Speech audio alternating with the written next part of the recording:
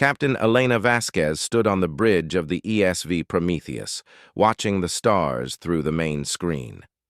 She had been in space for 15 years, but the sight still made her heart race. Today was different, though.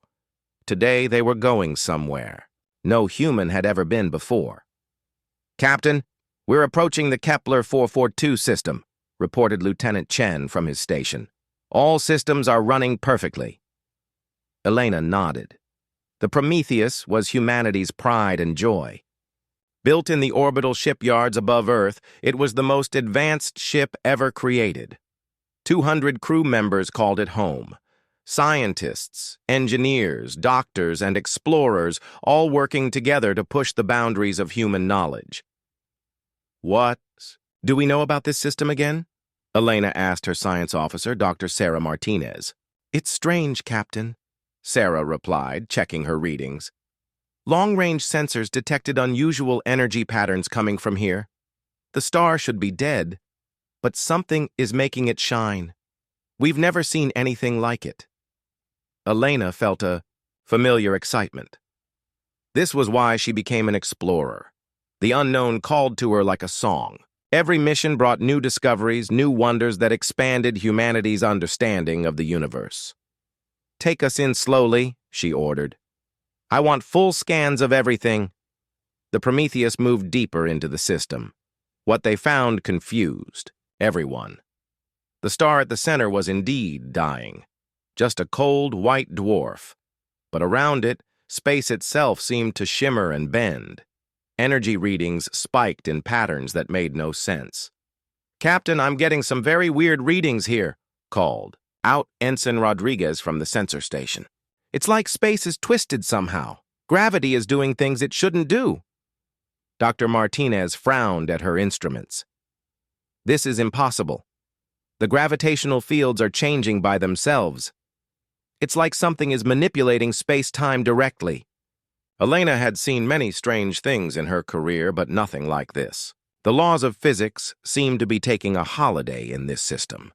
She made a decision that would change everything. "Take us closer. I want to understand what's happening here." As the Prometheus approached the anomaly, the readings became even stranger. The ship's computers struggled to make sense of the data. Space wasn't just bent here, it was folded, twisted into shapes that shouldn't exist. "Captain, I'm detecting some kind of structure," Sarah announced. "It's massive, but it's not made of normal matter. It's like it exists in multiple dimensions, at once." Through the main screen, they could see it now. A vast construction that seemed to phase in and out of reality. One moment it looked like a metallic sphere the size of a moon. The next moment it appeared to be a complex geometric pattern that hurt to look at directly. "My God," whispered Dr. Martinez. "How old do you think that thing is?" Before anyone could answer, every instrument on the bridge went crazy. Alarms started ringing. The lights flickered. The artificial gravity wobbled, making everyone grab onto something solid. "What's happening?" Elena demanded. "The structure is scanning us," Rodriguez reported, his voice tight with worry. "It's sending out some kind of energy beam. I've never seen anything like it." The scanning beam passed through the ship like it was made of paper. Elena felt a strange, tingling sensation, as if something was looking directly into her mind. Around the bridge, crew members were experiencing the same thing. "Captain, the structure is responding to our presence," Sarah said, her voice filled with wonder and fear. "It's like it recognizes us as intelligent life." Suddenly, the space around the Prometheus began to change. Reality itself seemed to ripple like water. The stars in the distance started to stretch and blur. The ship's engines were running, but they weren't moving through normal space anymore. "Emergency jump," Elena ordered. "Get us out of here now." Chief Engineer Thompson's voice came over the communication system. "I can't, Captain. The jump drive isn't responding. Something is interfering with our systems."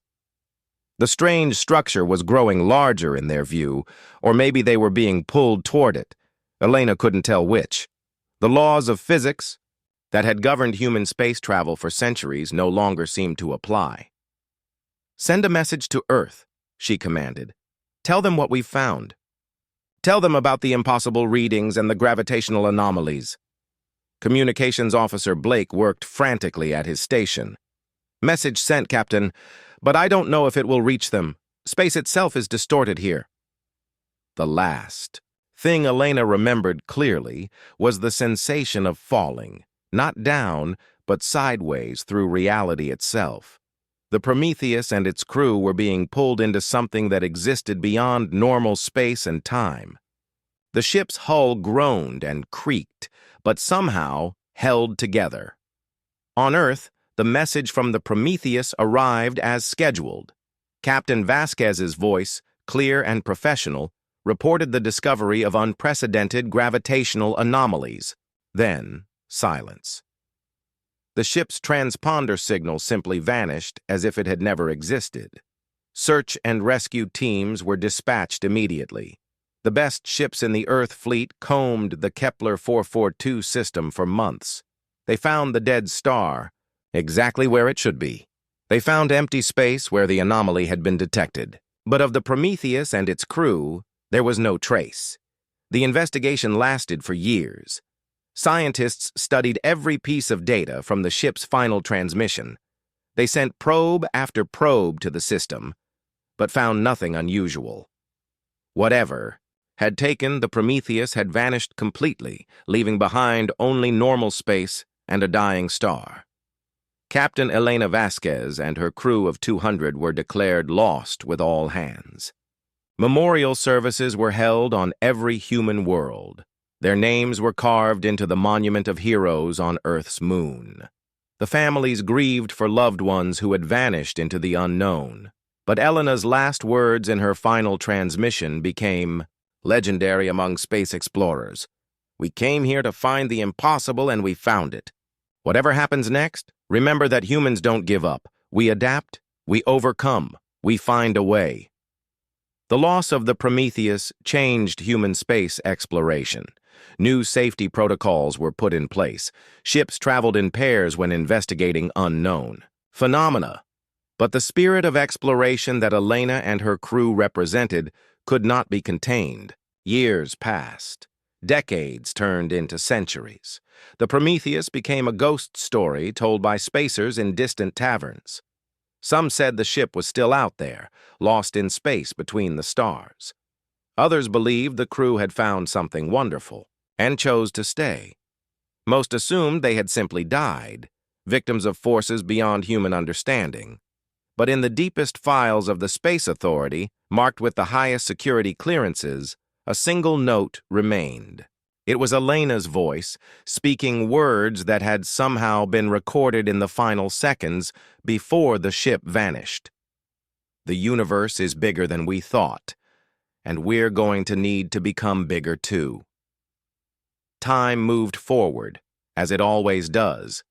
Humanity spread across the galaxy, building colonies and pushing ever outward into the unknown. New ships were built, better and faster than the Prometheus. New crews took up the mission of exploration. But sometimes, in the quiet moments between stars, spacers would look out into the void and wonder. What had really happened to Elena Vasquez and her crew? Where had they gone? And would they ever come home? The universe kept its secrets, as it always had. But somewhere, in a place that existed beyond normal space and time, 200 human beings were learning that impossible was just another word for not yet understood. Dr. James Park rubbed his tired eyes and looked at the sensor readings again. Working the night shift at Luna Observatory was usually quiet. Most nights he cataloged asteroids and tracked routine space traffic.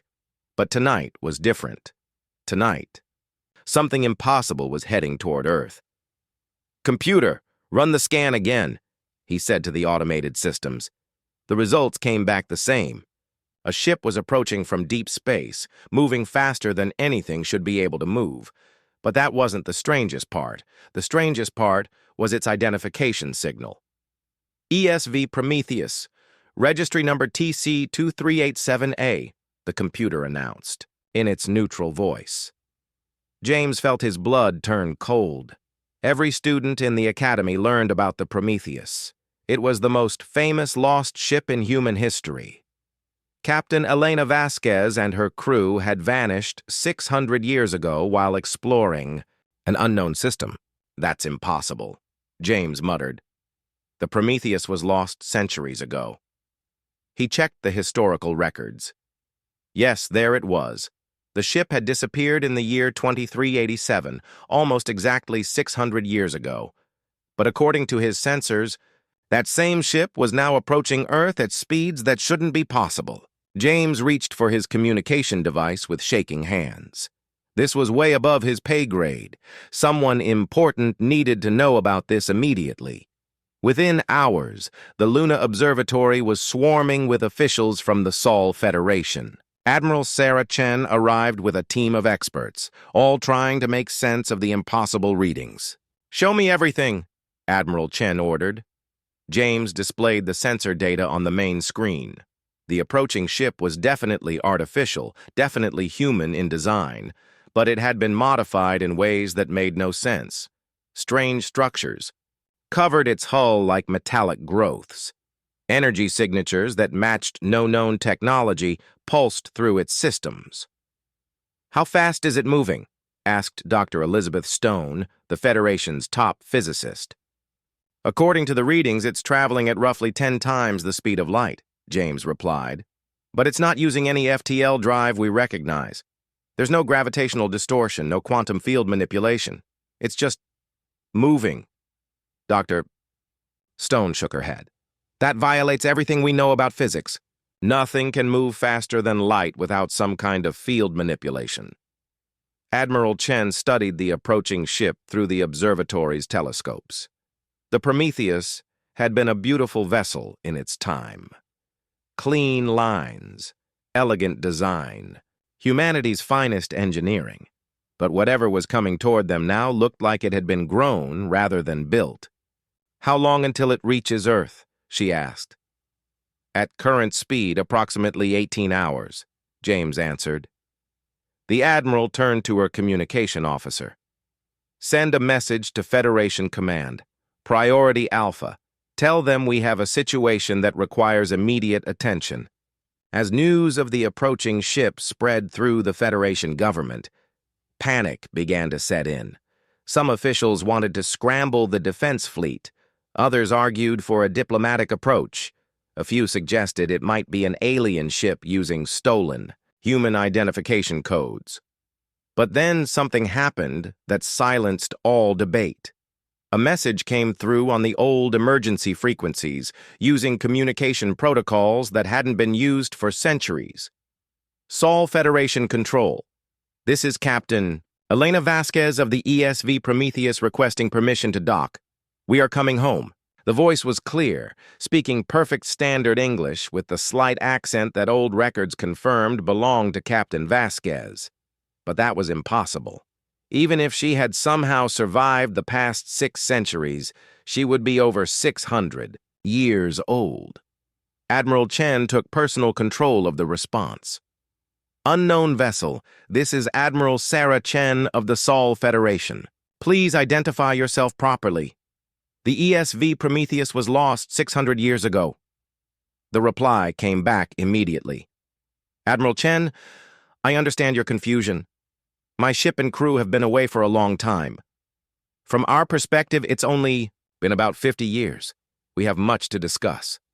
50 years, Dr. Stone whispered. "That's impossible. Time doesn't work that way." But Admiral Chen was already thinking ahead.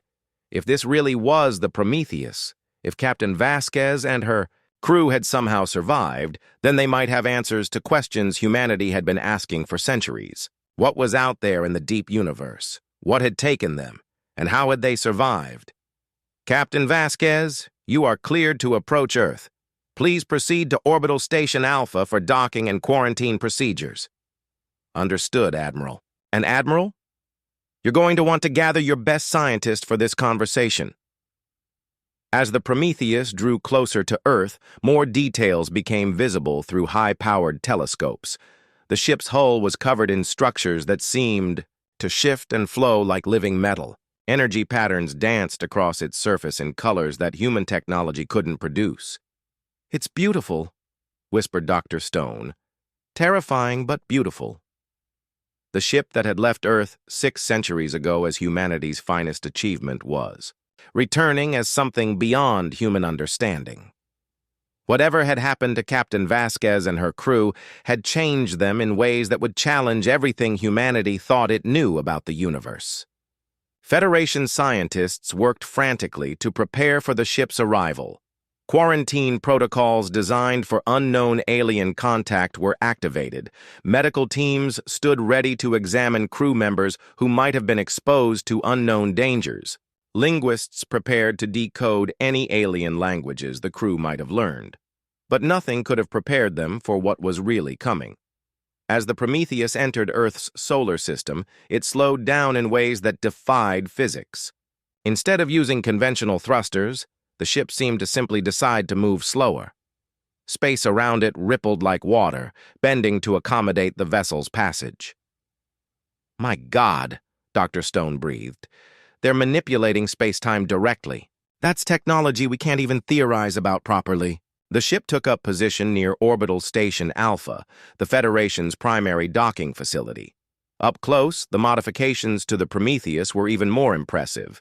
The original human design was still visible, but it had been enhanced with technology that seemed to exist in multiple dimensions at once.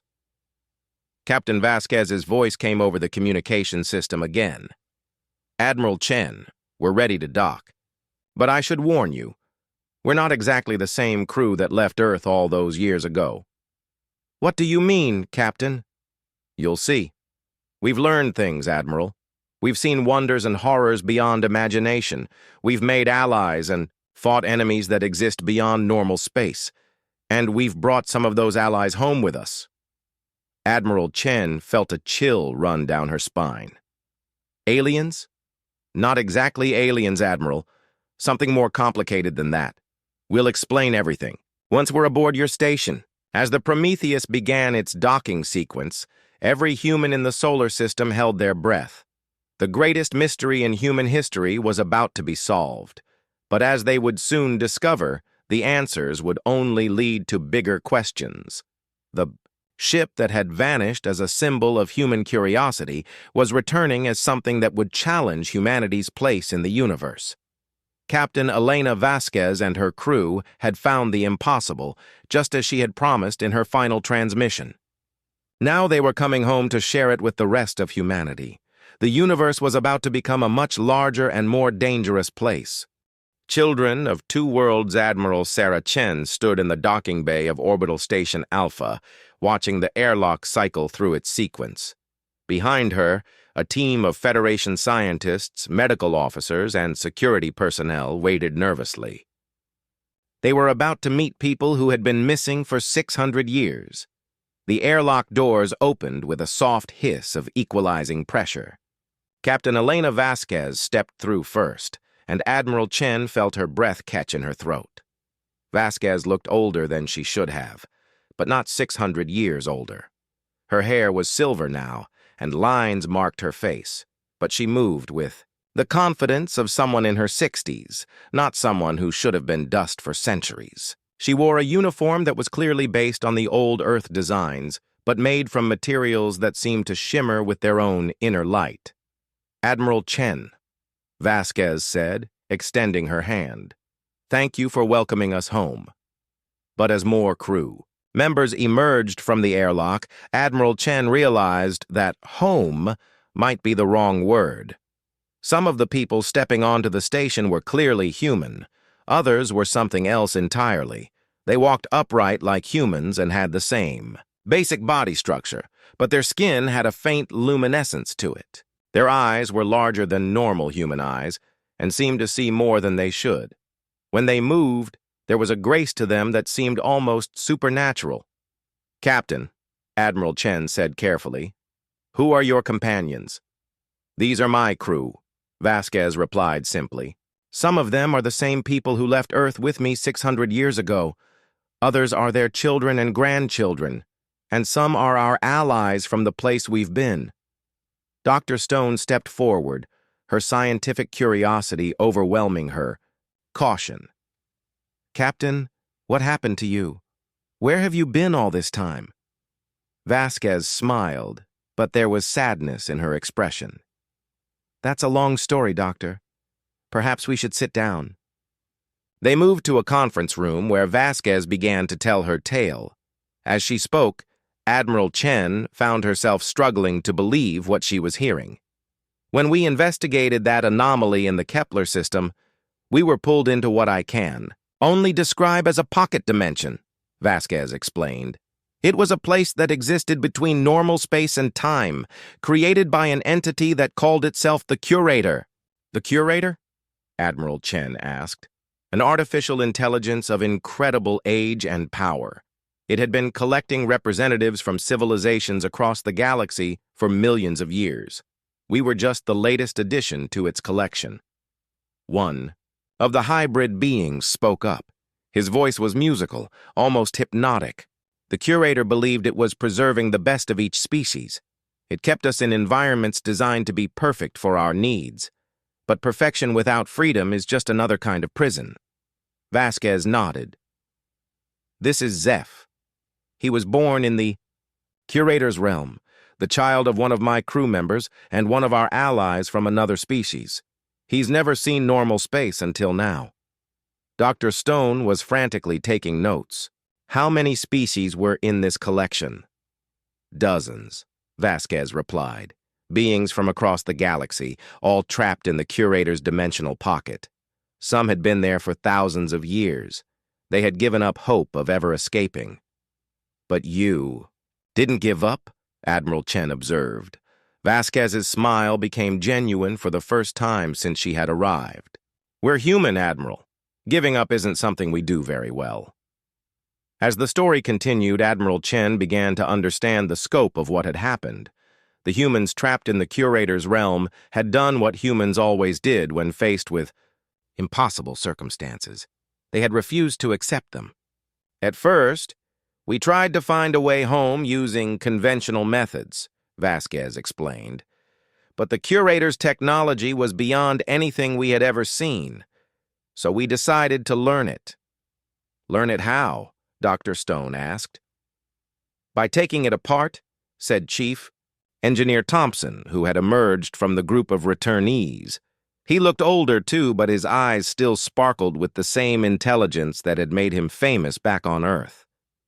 Piece by piece, system by system, the Curator was so confident in its control that it never occurred to it that we might reverse engineer its technology. Zeph continued the story.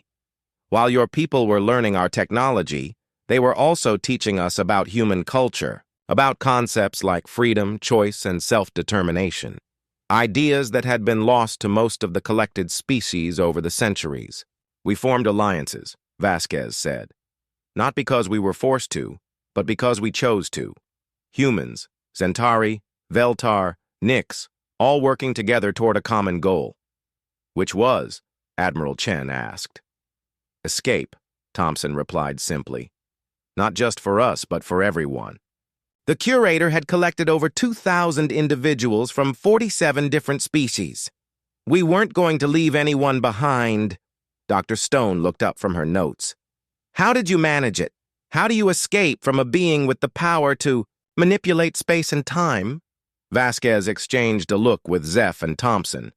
We taught the other species something the Curator had never encountered before, rebellion. The story that followed was incredible. The humans had spent decades learning the Curator's technology while secretly teaching concepts of freedom and resistance to the other collected species. They had formed a coalition that transcended species boundaries, united by the human idea that no one had the right to imprison another sentient being.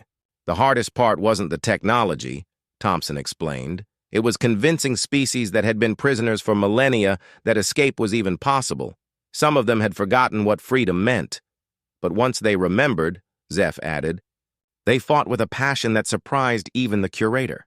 The escape had been epic in scope. Using modified curator technology and coordinated attacks across multiple dimensional layers, the Coalition had managed to break free from their prison, but freedom had come at a cost. The curator's realm was collapsing as we escaped, Vasquez said quietly. Some of our people chose to stay behind to ensure the others could get out safely. They saved thousands of lives, but we lost some good people in the process. Admiral Chen noticed that several of the returnees had modifications, beyond what could be explained by simple aging. Some had cybernetic implants that seemed to be grown rather than installed. Others had subtle changes to their physiology that suggested adaptation to environments beyond human norm. The modifications were necessary for survival, Vasquez explained, noticing the Admiral's gaze. The curator's realm operated on different physical laws. We had to adapt or die. Some of the changes are permanent. Are you still human? Dr. Stone asked quietly. Zeph answered before Vasquez could speak. They are more human than they were when they left. Everything they did, every choice they made, was driven by human values. They could have accepted comfortable captivity, but they chose dangerous freedom instead, not just for themselves, but for everyone. Vasquez stood up and walked to the viewport, looking out at the Earth spinning slowly in the distance. We've brought back technology that will change everything, Admiral. Faster-than-light travel that doesn't require massive energy expenditures. Medical advances that can extend human life indefinitely. Manufacturing techniques that can build anything from base elements. But more importantly, Thompson added, we've brought back proof that the galaxy is full of intelligent life. And most of it has been enslaved or manipulated by forces beyond their understanding. Admiral Chen felt the weight of implications, settling on her shoulders. What are you saying, Captain? Vasquez turned back to face her. I'm saying that the curator wasn't unique, Admiral. It was part of a network. A galaxy-spanning system designed to control the development of intelligent species. We've disrupted part of that network, but the rest is still out there. And now that we've escaped, they know about us, Zeph said grimly. They know that humans are capable of breaking their control. That makes us either a valuable asset or a dangerous threat. The room fell silent as the implications sank in. Humanity had spent centuries spreading across local space, believing they were alone in the universe. Now they were discovering that the galaxy was full of life, and most of it was controlled by ancient powers with agendas beyond human understanding. What do we do now? Admiral Chen asked. Vasquez smiled, and for a moment she looked exactly like the young explorer who had left Earth 6 centuries ago. We do what humans have always done, Admiral. We adapt. We learn. We make allies. And we refuse to accept that freedom is impossible. She gestured to the hybrid beings who had accompanied her. These are our children now, born free in a place where freedom shouldn't have existed. They're proof that no system of control is perfect. No cage is unbreakable. No force in the universe is stronger than the human refusal to give up. Admiral. Chen looked around the room at the faces surrounding her, human and hybrid, young and old, all united by the incredible journey they had shared. They had left Earth as explorers and returned as liberators. The question now was whether humanity was ready for the responsibility that came with that role. The emergency session of the Sol Federation Council was unlike anything in recorded history. Representatives from every human world gathered in the great chamber on Earth, their faces grim as they listened to Captain Vasquez's full report. Let me make sure I understand this correctly, said Chancellor Williams, the elected leader of the Federation. You're telling us that for millions of years, ancient artificial intelligences have been manipulating the development of civilizations across the galaxy? That's correct, Vasquez replied. She stood at the center of the chamber with Zeph and several other hybrid crew members beside her. The curator was just one node in a vast network called the Convergence Protocol. Its job was to guide species development, ensuring they would be ready for what it called the test. Dr. Stone, who had been named chief xenobiologist for the crisis, stepped forward. "Captain, what exactly is this test?" Zeph answered, his musical voice carrying clearly through the chamber. "A galaxy-wide competition for survival. The protocol has been preparing civilizations for millennia, shaping their development to create the strongest possible competitors. Only the species that pass the test will be allowed to continue evolving." The chamber erupted in concerned murmurs. Chancellor Williams called for order. "And what happens to the species that fail?" "They are recycled," Vasquez said quietly. "Their worlds are stripped of resources, and their populations are reduced to manageable levels. The survivors become servants for the species that passed." The implications hit the assembled representatives like a physical blow.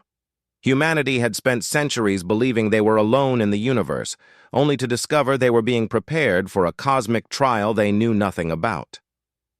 "When is this test supposed to begin?" asked Admiral Chen. "It already has," Vasquez replied.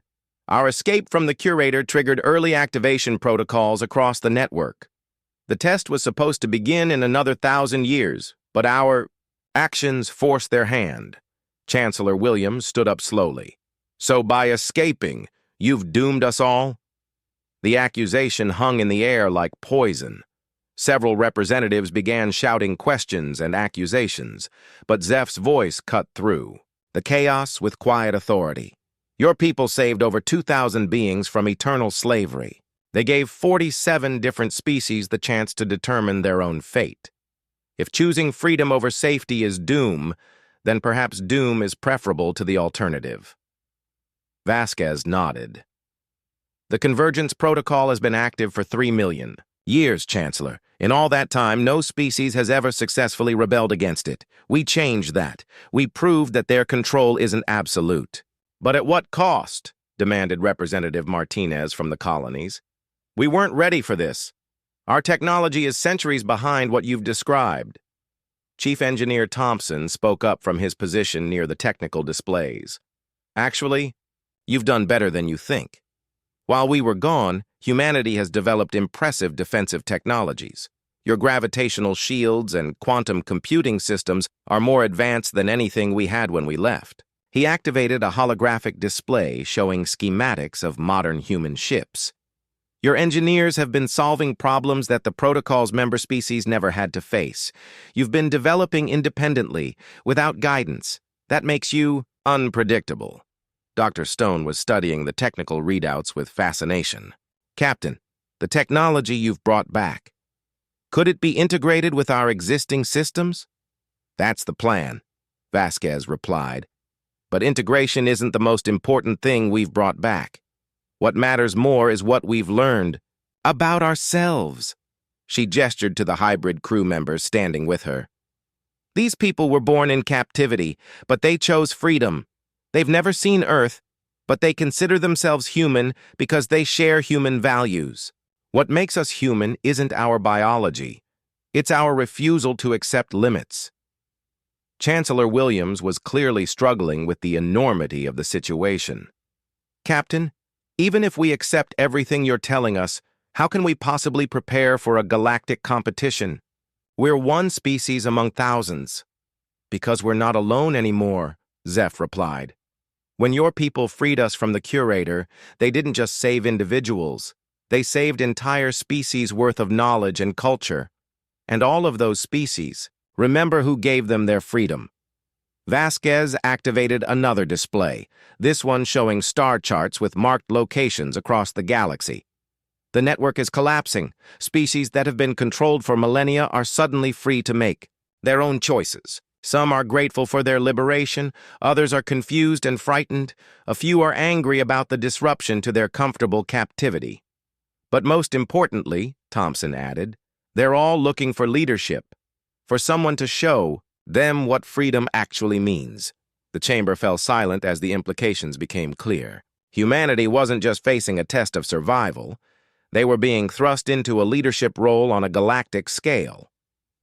"You're suggesting we become some kind of galactic liberators?" Chancellor Williams asked. "I'm suggesting we do what humans have always done," Vasquez replied. "We help those who need help. We stand up to bullies.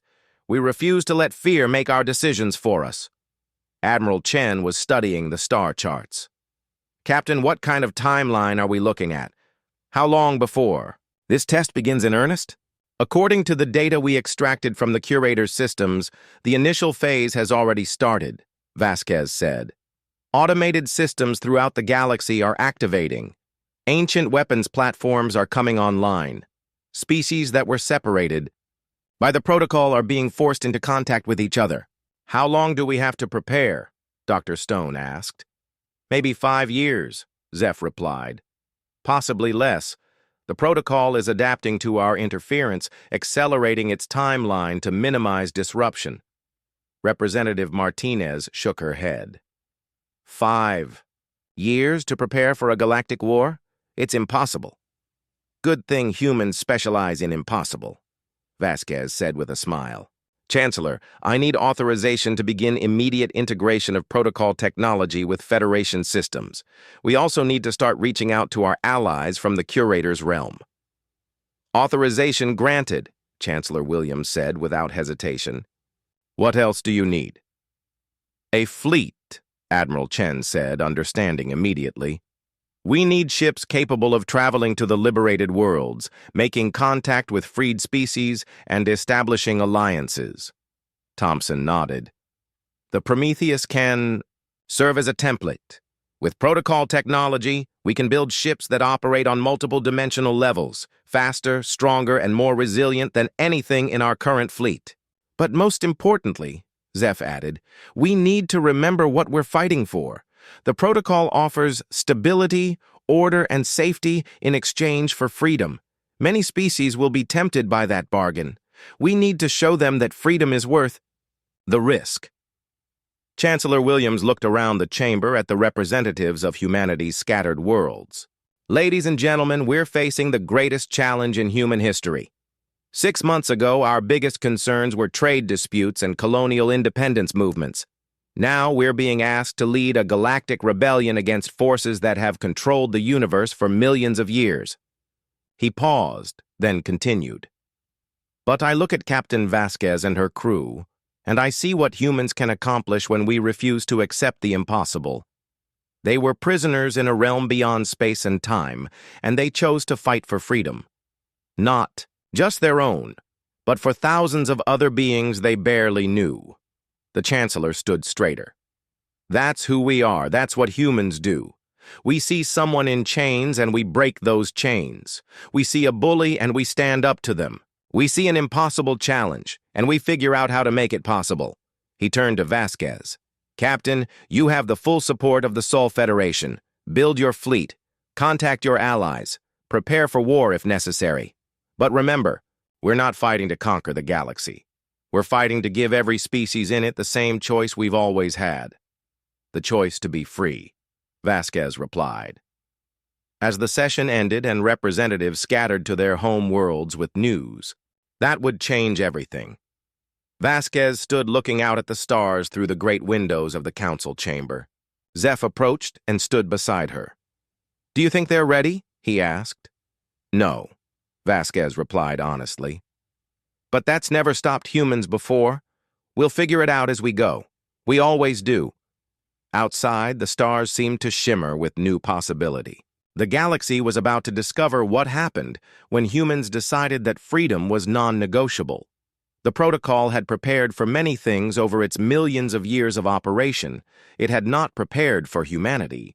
5 years after the return of the Prometheus, Captain Elena Vasquez stood on the bridge of the ESV Liberation, watching as humanity's first truly galactic fleet prepared for launch. Around her, dozens of ships hung in space like silver stars, each one a marvel of combined human ingenuity and protocol technology. "Fleet status report," she requested. Commander Park, her new first officer, consulted his displays. All ships report ready, Captain. We have 43 vessels under human command, plus allied ships from 17 different species. Through the main view screen, Vasquez could see the incredible diversity of their fleet. Human ships with their clean, practical lines flew alongside Zentari vessels that looked like living coral, and Veltar ships that seemed to be made of crystallized light. Each species had contributed their unique strengths to the coalition. "Any word from the deep space monitoring stations?" she asked. "Yes, Captain," replied Lieutenant Chen at the communication station. "The convergence entities have been detected entering our galaxy. Massive ships, each one the size of a small moon. They're establishing staging areas in 12 different sectors." Vasquez nodded grimly. The test was beginning in earnest. After millions of years of careful preparation, the Convergence Protocol was finally ready to evaluate the galaxy's civilizations. But thanks to humanity's interference, the test would be very different from what the ancient architects had planned. "Captain," called out Dr. Stone from the science station, "I'm receiving a priority transmission from Zeph on the diplomatic vessel." "Put him through." Zeph's face appeared on the screen. The hybrid officer was aboard the ship Harmony, which served as a mobile embassy for the growing coalition of free species. Behind him, Vasquez could see representatives from dozens of different worlds. "Elena," Zeph said, using her first name as he always did when they were in informal communication. "We've received responses from the species in the outer rim sectors. The news isn't all good." "Tell me." 47 species have agreed to join the coalition and fight for their freedom, but 23 others have chosen to submit to the convergence voluntarily. They believe cooperation will ensure their survival. Vasquez felt a familiar knot in her stomach. This was what they had feared most, that not all species would choose freedom when it came with the risk of destruction. And the others? Still undecided. Many species are waiting to see how the initial confrontations go before choosing a side. Can't say I blame them. Before Vasquez could respond, alarms began sounding throughout the ship. Lieutenant Chen's voice cut through the noise. "Captain, we're receiving a galaxy-wide broadcast on all frequencies. It's coming from the convergence entities." "Put it on the main screen." The image that appeared was unlike anything human eyes had ever seen. A figure that seemed to exist in multiple dimensions simultaneously, its form shifting between geometric patterns and organic curves. When it spoke, its voice resonated on frequencies that bypassed the ears and spoke directly to the mind. "Greetings, children of the galaxy," the entity said. "I am Prime Arbiter of the Convergence Protocol. For 3 million years, we have guided your development, shaped your growth, and prepared you for this moment." The entity's form shifted, becoming more recognizable as it adapted to human perception. The test of convergence has begun. Each species will be evaluated based on their technological advancement, social cohesion, and adaptive capability. Those who prove worthy will ascend to join the galactic community. Those who fail will be reduced to their proper place in the cosmic order. Vasquez exchanged glances with her crew. The proper place. They all knew what that meant. "However," the Prime Arbiter continued, "we have detected significant anomalies in the galactic development matrix. Unauthorized liberation of protocol. Subjects has disrupted our careful preparations. This deviation must be corrected." The entity's attention seemed to focus directly on their location, though that should have been impossible across such vast distances. "To the humans who initiated this chaos, you will be given the opportunity to correct your mistake. Surrender those you have corrupted. Return our subjects to their proper containment, and you will be granted a place in the new order. Refuse," the entity concluded, "and you will face immediate termination." The transmission ended, leaving the bridge in tense silence. Finally, Commander Park spoke up. "Well, that was unambiguous." Vasquez almost smiled.